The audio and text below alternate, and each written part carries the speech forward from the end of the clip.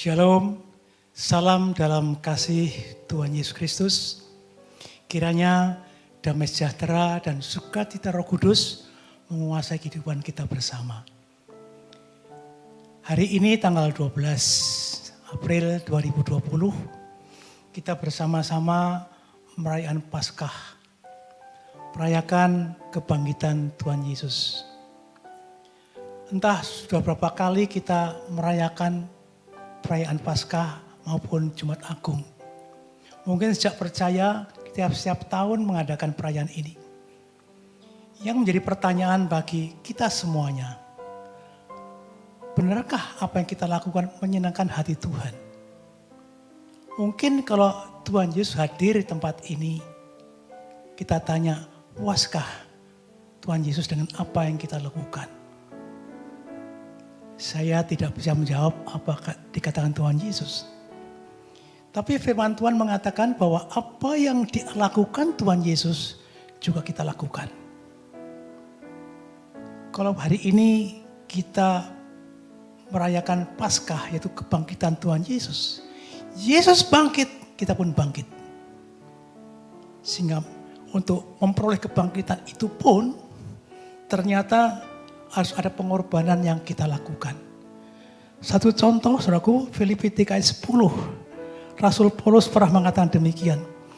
Yang kundaki ialah mengenal Dia dan kuasa kebangkitannya. Dan persekutuan dalam penderitaannya. Di mana aku menjadi serupa dengan Dia dalam kematiannya. Supaya aku akhirnya boleh kebangkitan dari antara orang mati. Jadi Rasul Paulus pun mengatakan untuk mengalami kebangkitan ada suatu pengorbanan. Nanti kita akan uraikan ke sana. Tapi sebelum itu saudaraku, kalau Yesus tidak dibangkitkan, percuma kita percaya. Karena Dialah yang pertama bangkit dan semua orang-orang percaya akan dibangkitkan bersama Yesus. Ternyata kalau kita kembali tentang pengorbanan apa yang dilakukan Rasul Paulus, di mana dikatakan yang kundaki ialah mengenal Dia. Ngalami Tuhan. Mengenal itu berarti mengalami Tuhan. Dan kuasa kebangkitannya. Persekutuan dalam penderitaannya. Ya, kita ikut menderita bersama dengan Tuhan Yesus. Meninggalkan perkara-perkara duniawi. Ya, yang membuat kita tidak bisa dibangkitkan. Demikian juga menjadi serupa dengan Dia dalam kematiannya. Yesus mati untuk dunia ini. Kita pun mati untuk dunia ini. Dan akhirnya kita akan memulai kebangkitan. Nah, saudaraku, jadi kalau kita melihat atau bertanya kepada Tuhan Yesus, puaskah apa yang kita lakukan selama ini? Pastilah kita bisa mengoreksi diri kita sendiri. Banyak di antara kita masih mencintai dunia. Tidak mati bagi dunia ini. Ya. Bahkan, saudaraku, kalau kita ayat sebelumnya, kalau kita baca ayat sebelumnya, ya, dikatakan demikian, ayat ke-7. Tetapi apa yang dahulu merupakan keuntungan bagiku, sekarang kuanggap rugi. Malah segala sesuatu kuanggap sampah. Jadi kalau kita masih mencintai hal-hal yang lama, kita pun tidak akan memulai kebangkitan. Nah, saudaraku, jadi ternyata untuk mulai kebangkitan ini, ternyata ada hal-hal yang harus dikorbankan dalam kehidupan kita. Berikutnya saudaraku, kapan kita mulai kebangkitan? Atau saya katakan, apa tujuan Tuhan bangkit antara orang mati? Mungkin Tuhan Yesus bertanya kepada kita, apakah kau mengerti tujuan aku disalib dan dibangkitkan? Mungkin kita mengatakan, mungkin ingin masuk surga. Layakkah kamu masuk surga?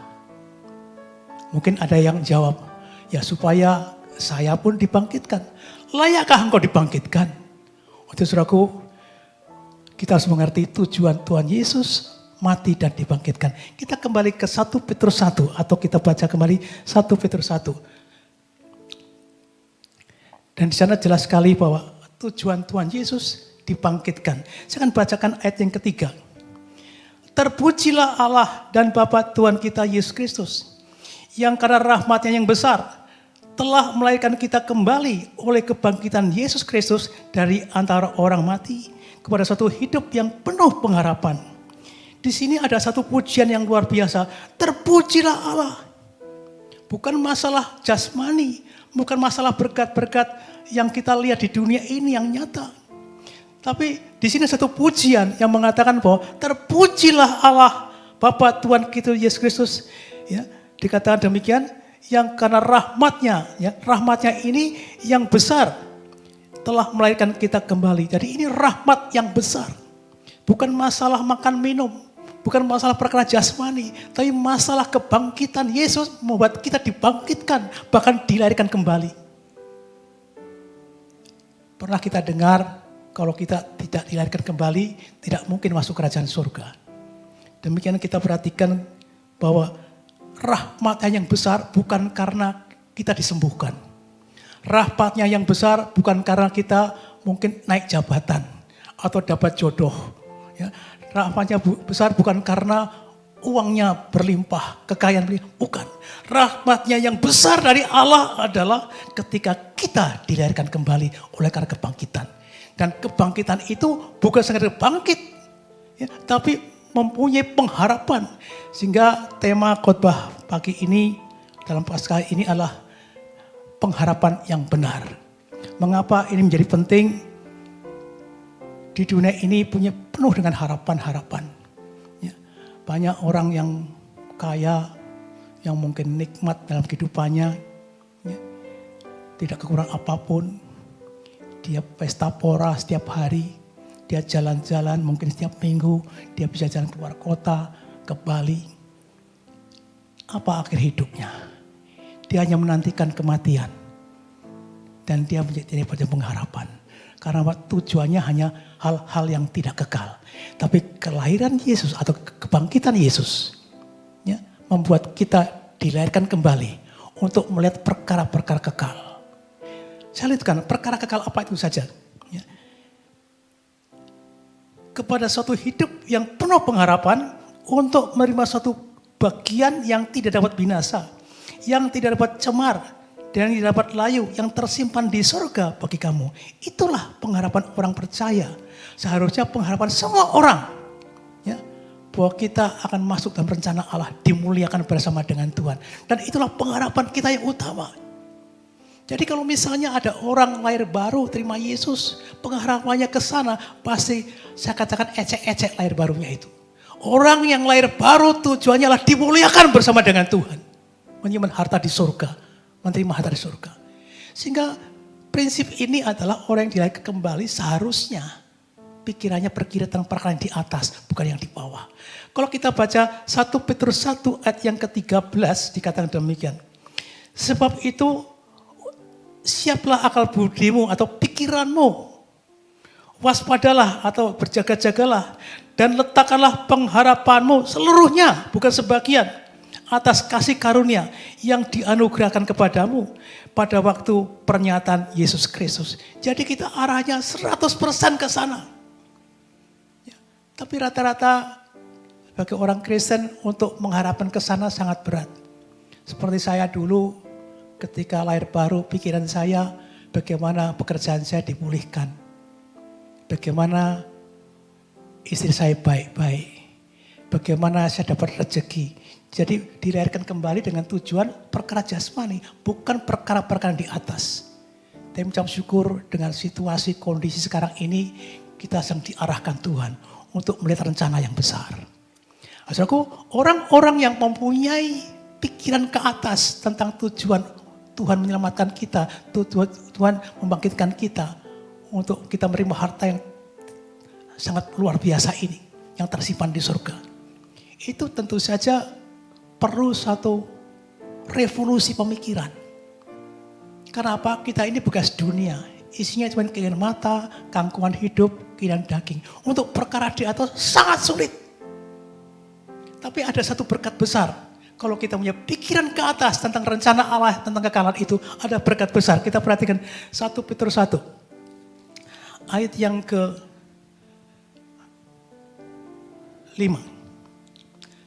Yaitu kamu yang dipelihara dalam kekuatan Allah. Jadi orang yang lahir baru, ya, yang mengalami kebangkitan Allah dipelihara oleh kekuatan Allah. Ini bukan untuk perkara jasmani, tapi perkara-perkara yang datang. Saya ulang kembali. Yaitu kamu yang dipelihara dalam kekuatan Allah karena imanmu. Sementara kamu menantikan keselamatan yang telah tersedia untuk dinyatakan pada zaman akhir. Kita perhatikan saudaraku, ya, Tuhan Yesus atau Allah kita yang besar, yang maha agung ini memelihara orang yang merasa sudah dibangkitkan, merasa dilahirkan kembali. Dengan tujuan supaya kita masuk dalam seluruh rencana Tuhan. Berikutnya saudaraku, meskipun kita dipelihara oleh kekuatan Tuhan, tapi Tuhan izinkan sesuatu yang terjadi di bumi ini. Gelombang, ujian, cobaan, bahkan juga badai yang terus-menerus terjadi. Ya, goncangan-goncangan yang terjadi ternyata dipakai Tuhan untuk kita punya iman bahwa kita harus masuk dalam seluruh rencana Tuhan. Berikutnya kita perhatikan ayat yang ke-6. Bergembiralah akan hal itu. Sekalipun sekarang ini kamu berseketika harus berduka cita oleh berbagai pencobaan. Kita bahagia karena kita yakin kita ini tidak akan mati lagi. Bertemu dengan Tuhan untuk selama-lamanya. Tapi untuk kesana saudaraku, selama kita masih hidup, iman kita sedang dibentuk. Karena apa? Tuhan mencari orang yang beriman. Bukan iman sekedar beriman, ya, tapi beriman kita yakin akan kesana. Untuk bisa memindahkan pikiran dunia, ya, isinya keangkuhan hidup, keinginan daging. Ini perlu satu perombakan luar biasa. Sehingga ayat berikutnya, saudaraku, ayat 7. Atau saya ulang kembali ayat yang ke-6 tadi. Bergembira hal itu, sekalipun sekarang ini kamu seketika harus berduka cita oleh berbagai pencobaan. Jadi kalau orang dunia mengalami cobaan akan terjatuh. Kata kitab Mazmur 73. Tapi orang pilihan Allah akan terus beriman, menantikan kedatangan Tuhan dan dimuliakan bersama dengan Tuhan. Berikutnya, tujuannya apa sih cobaan itu? Maksud semuanya ialah untuk membuktikan kemurnian imanmu. Yang jauh lebih tinggi nilainya daripada emas yang fana. Yang diuji kemurnian dengan api. Sehingga kamu boleh puji-pujian dan kemuliaan dan kehormatan pada hari Yesus Kristus menyatakan dirinya. Jadi pujian bukan datang dari manusia, dari Tuhan. Karena itulah rencana Tuhan atas hidup orang percaya. Dilahirkan kembali, dibangkitkan bersama Kristus, dimuliakan bersama Kristus. Ya, iman kita bertumbuh dan kita boleh puji-pujian dari Tuhan. Itulah tujuan utama Yesus dibangkitkan. Berikutnya saudaraku. Sekalipun kamu belum pernah melihat dia, namun kamu mengasihinya. Ya. Kamu percaya kepada dia, sekalipun kamu sekarang telah melihatnya. Kamu bergembira karena sukacita yang mulia dan yang tidak terkatakan. Karena kamu telah mencapai tujuan imanmu, yaitu keselamatan jiwamu. Jadi saudaraku, inilah harapan kita yang utama. Keselamatan jiwa, dimuliakan bersama dengan Tuhan. Tentu saja, syarat-syarat untuk dibangkitkan jelas tadi, ya, mati bersama Yesus. Ya, saya ulang kembali kalau kita baca kembali Filipi 3 ayat yang ke-10 tadi. Yang kundaki ialah mengenal dia atau mengalami Tuhan.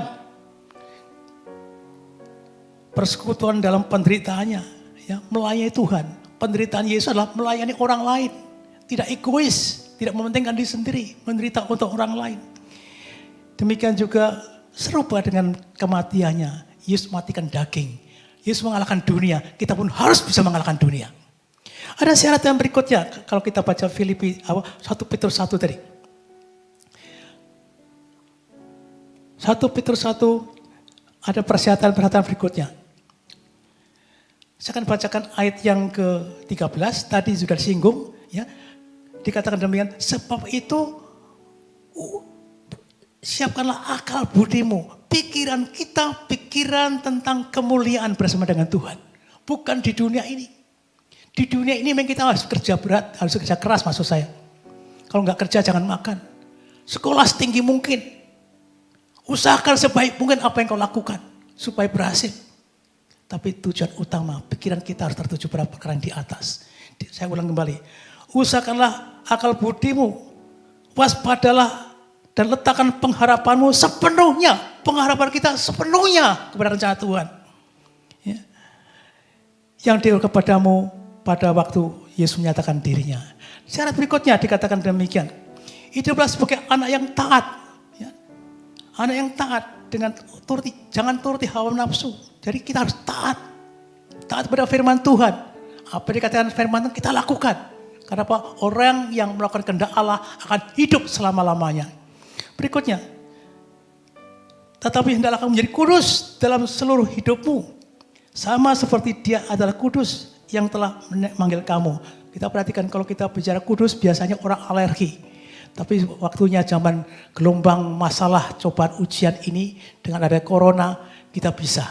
Karena apa? Dulu ingin macam-macam. Sekarang tidak ingin mata, kangkuan hidup yang daging bisa tinggalkan. Kita bisa hidup kudus. Karena kekuatan Roh Kudus memampukan kita hidup kudus. Alkitab juga mengatakan kudus karena oleh firman-Mu. Kalau kita membaca firman Allah pasti kudus. Berikutnya saudaraku. Sebab itu tertulis, kuduslah kamu sebab aku kudus. Ini perintah. Sehingga saudaraku, dengan demikian harapan kita sekarang ini bukan masalah perkara jasmani. Yesus dibangkitkan supaya kita dibangkitkan supaya pengharapan.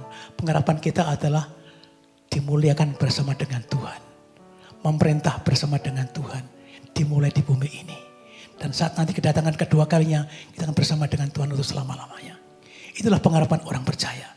Untuk itu aku, ayo. Yang selama ini kita mungkin mengharapkan perkara duniawi. Ayo kita sadar. Kita enggak usah mencari hal-hal yang tinggi-tinggi. Mungkin di antara kita sekarang ini ada yang sederhana. Enggak punya kendaraan, enggak usahlah cari kendaraan. Atau mungkin ingin rumah yang mewah, enggak usahlah. Yang penting sekarang ini punya pengharapan yang utama. Meskipun demikian saudaraku, meskipun saudara sederhana, mungkin saudara gak punya rumah, ya, tapi ingat itu bukan kegagalan. Saya katakan kembali, saudara gak punya rumah, saudara gak punya jodoh, ya, saudara mungkin sekarang ini keadaan miskin, itu bukan kegagalan. Kegagalan yang utama adalah kalau kita tidak punya pengharapan akan kemuliaan bersama dengan Tuhan. Saya percaya apa yang disampaikan pagi ini membuat kita menyadari Paskah adalah sangat penting bagi kita. Dia bangkit. Roh kita dibangkitkan. Kita dilahirkan kembali. Dan punya pengharapan akan kemuliaan. Saya percaya kalau kita mengerti ini. Dan kita akan bersama dengan Tuhan. Tuhan dipermuliakan. Terima kasih. Tuhan berkati.